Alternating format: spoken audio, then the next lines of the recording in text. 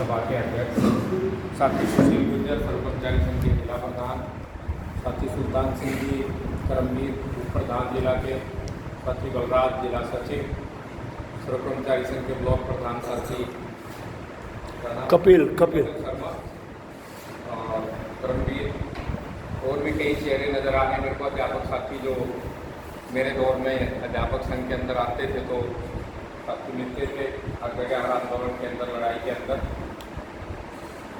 साथियों, ये कन्वेंशन राज्य का निर्णय हो चुकी है और इस समय के अंदर मांगों के बारे में साथी करमवीर में काफी डिटेल में रखा है।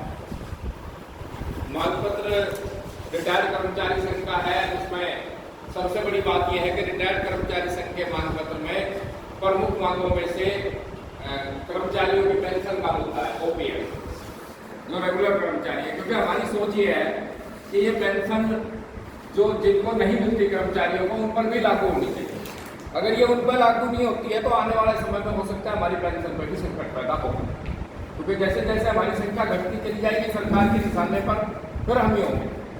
आप सोच रहे होंगे कि सरकार पहले किस किस को पेंशन बची थी 4 के बाद, उसमें एकमात्र जो डिपार्टमेंट था, एक तो विधायक एमपी एमएलए, वो तो सरकार का पार्ट है, वो तो सत्ता का ही पार्ट है। वो तो आगे अपने रिश्ते को पढ़ के राष्ट्रपति से लेके विधायक तक, मंत्री तक, किसी को कोई टोल टैक्स नहीं देना पड़ता, इसलिए उनको फर्क भी नहीं पड़ता, चाहे सारे देश के हर सड़क पर टोल। एक ऐसा था जिसमें जिनको पेंशन थी, सरकार ने उनकी पेंशन छीनने का दूसरा तरीका निकाला।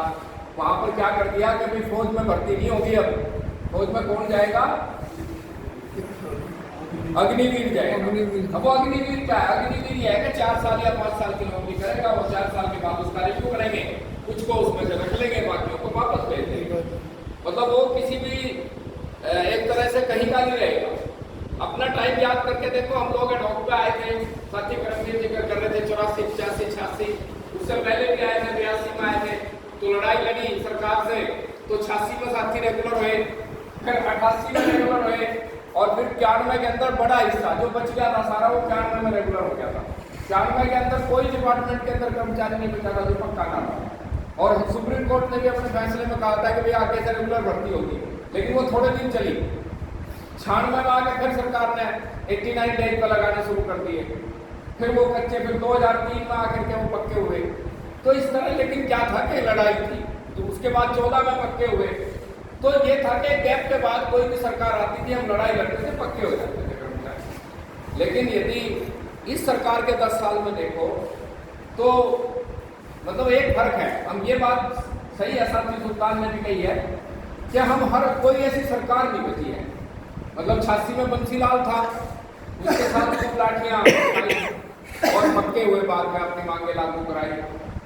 एक चौटाला की सरकार आई 87 में, देवीलाल की आई थी, फिर वो चौटाला की कन्वर्ट हो गई थी 91 में। फिर चौटाला के साथ ये दुर्भाग्य था कि 3 बार बनाया इसको, तीनों बार ये इसको रिजाइन करना पड़ा अलग अलग परिस्थितियों में। हुकम सिंह था मुख्यमंत्री, मार्च के अंदर विधानसभा में मार्च था, भारी लाठीचार्ज हुआ, लेकिन क्या हुआ? उसके बाद सरकार को मजबूर होकर कर्मचारियों को पक्का करना पड़ा।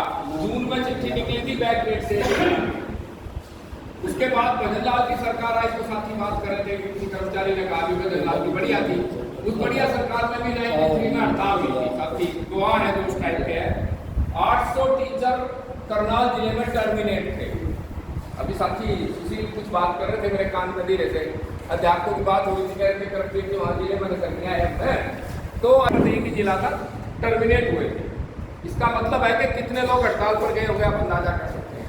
आंदोलन में कितने रहते थे? 150-200 की तो अध्यापकों की मीटिंग हुआ करती। जिले की मीटिंग का मतलब जिला कमेटी नहीं था, करण पार्क में मीटिंग का बेरा जिसने पट गया वही पहुंच जाता था। स्टाफ सचिवों के नाम पत्र भेज देते थे, आप पोस्ट कार्ड चलते थे तब, तो बड़ा हमला होता था। हर स्कूल कोशिश करता था, हम मीटिंग है, कोई प्रदर्शन धरना भी हमारे पास से 1 या 2 आदमी माने जाएंगे। चंडीगढ़ प्रदर्शन होता था तो कहीं आने की जरूरत नहीं होती थी फील्ड में, वहाँ पता चलता था कि 250-300 टीचर तो करनाल की वैसे ही पहुंच जाते हैं। तो वो दौर था। 93 के अंदर हड़ताल भजनलाल के साथ हुई, टर्मिनेट हो गई, लेकिन जब समझौता हुआ वापस आए। ये था कि भजनलाल की बात ठीक है, ये कि करप्शन के लिए वो जिम्मेदार है, लेकिन एक बात तो जरूर थी उसकी कि वो जिस चीज को मान लेता था उसको लागू कर देता था।